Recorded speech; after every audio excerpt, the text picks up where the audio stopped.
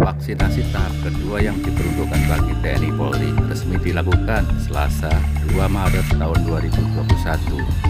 Sebanyak 2.500 vaksin akan disuntikan kepada prajurit Kodam Hasanuddin dengan alokasi vaksinasi 500 orang per hari.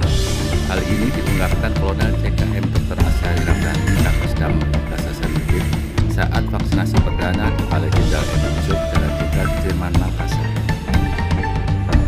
Kegiatan vaksinasi ini adalah kegiatan vaksinasi tahap kedua. Kalau tahap satu itu adalah untuk nakes.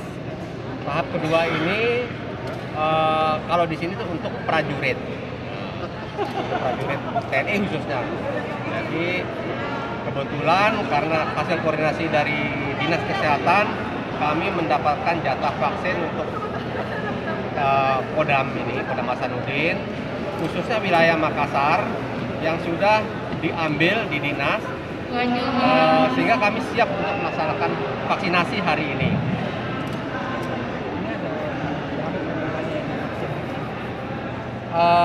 Rencana sesuai dengan jumlah vaksin yang sudah tersedia, kami targetkan itu 2.500 orang, sehingga untuk tiap hari kami bagi per hari, target kami per hari itu 500 orang. Ini enggak orang secara keseluruhan? Maaf, bukan 25.000. 2.500 orang ini apakah sudah keseluruhan anggota TNI yang di Kodam? Ini untuk wilayah Makassar saja. Karena hari yang ada di sini hanya wilayah Makassar saja. Jadi prioritas itu sudah ditentukan dari komando atas. Yang pertama adalah Babinsa, Tracer. Yang kedua itu prajurit-prajurit yang terlibat dalam penegakan disiplin protokol kesehatan ya, mereka sehari-hari di mall dan sebagainya. Kemudian yang ketiga prioritas itu adalah tenaga pendidik TNI. Kemudian selanjutnya adalah prajurit-prajurit yang akan bertugas baik di luar negeri maupun di dalam negeri. Itu prioritas yang kita masukkan di tahap ini. Yang di luar dari Makassar seperti apa? Di luar Makassar ada beberapa daerah yang sudah siap, khususnya yang daerah Sulawesi Selatan ini sudah siap vaksinnya. Rencana akan dilaksanakan besok. Jadi tadi sudah ada laporan mereka akan melaksanakan besok seperti Sopeng gitu, sudah siap dilaksanakan besok. Sudah ada vaksin. Berkaitan dengan hari ini 1 tahun COVID, Pak. Ya, apa yang diinginkan ini dalam vaksin ini? Iya.